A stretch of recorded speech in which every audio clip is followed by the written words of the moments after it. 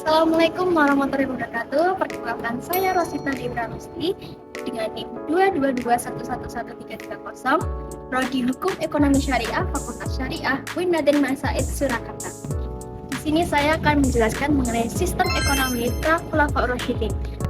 Untuk memulai tugas ujian akhir semester dengan mata kuliah Ilmu Ekonomi dan Perbankan yang diambil oleh Bapak Muhammad Hamka Habibi. Di video ini saya akan mengambil 5 tokoh. Yang pertama ada Al-Ghazali, ada Ibnu Taimiyah, ada Ibnu Khaldun, ada Ibnu Khurasan, dan yang terakhir ada Abu Yusuf. Oke, langsung saja ke materinya. Tokoh yang pertama yaitu Al-Ghazali. Al-Ghazali ini lahir pada tahun 450 Hijriah di kota Tus, sebuah kota kecil di Khurasan, Iran. Sejak kecil, beliau hidup dalam dunia tasawuf dan tumbuh menjadi seorang anak dari seorang sufi setelah ayahnya meninggal. Beliau belajar pertama kali bahasa Arab dan fikih itu di Tus. Kemudian beliau ke Jurjan untuk belajar usul fikih. Setelah beberapa waktu di Tus, Al-Ghazali pun kembali ke Naisabur untuk terus belajar.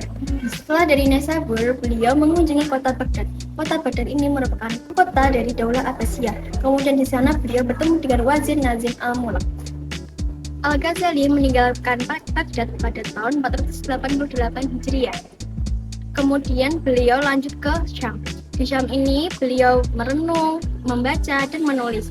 Dalam pengasingannya selama 12 tahun ini, beliau menghasilkan beberapa karya yang terkenal. Salah satunya yaitu Ihya Ulumuddin.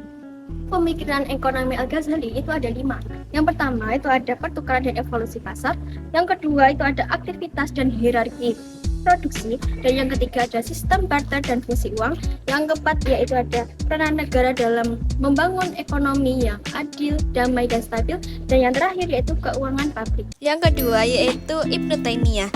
Ibnu Taimiyah lahir di Haran yang terletak di sebelah tenggara Turki modern dan di sebelah utara Mesopotamia pada hari Minggu tanggal 10 Rabiul Awal 661 Hijriah atau 22 Januari 263 Masehi. Beliau terlahir dari keluarga yang terhormat, zuhud, warak, dan takwa. Ayahnya dikenal sebagai pengajar dan menghafal hadis mufasir, ahli ilmu usul, dan ilmu nahwu. Ibnu Taimiyah belajar menghafal Al-Quran dari ayahnya, mempelajari dan menghafal hadis, mustalaho, al-hadis, al-jarwah, al-ta'dil, tafsir, fikih, usul al-fikih, mantek, filsafat, kalam, al-jabar, ilmu hitung, kimia, dan ilmu falak.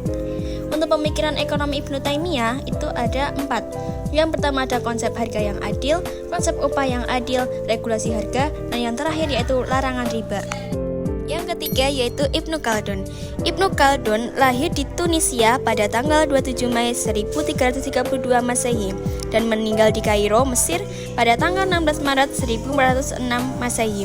Ibnu Khaldun, nama populer yang disandang oleh sejarawan besar Abdurrahman Ibnu Khaldun, dinisbatkan kepada nama kakeknya yang ke-9 yaitu Al-Khalid.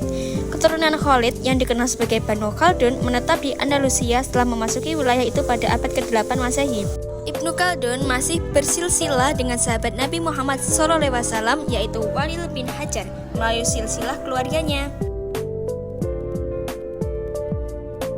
Untuk pemikiran Ibnu Khaldun itu ada 7. Yang pertama yaitu kekayaan nasional. Untuk yang kedua yaitu keseimbangan ekonomi makro.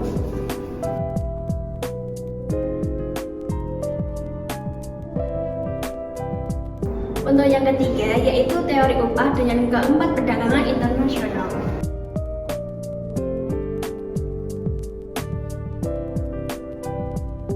Yang kelima uang, dan yang keenam pajak. Dan yang terakhir yaitu mekanisme pasar.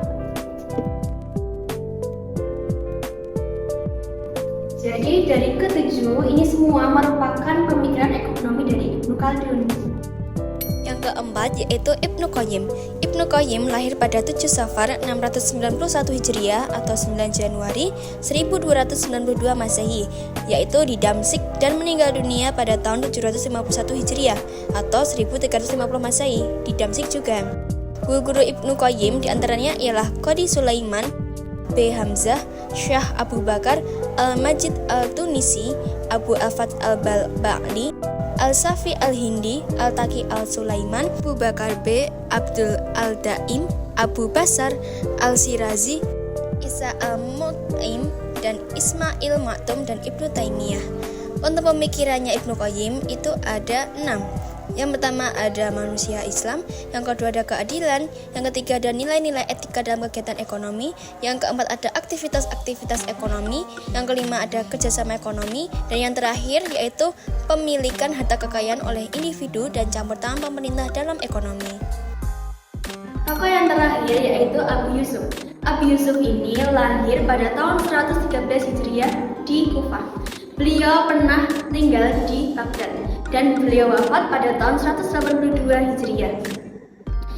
Beliau ini merupakan dari suku Bujailah. Keluarganya dikenal sebagai suku Ansori karena dari pihak ibunya ini masih ada hubungan dengan kaum Ansor. Kaum Ansor ini merupakan kaum penolong Nabi Muhammad SAW.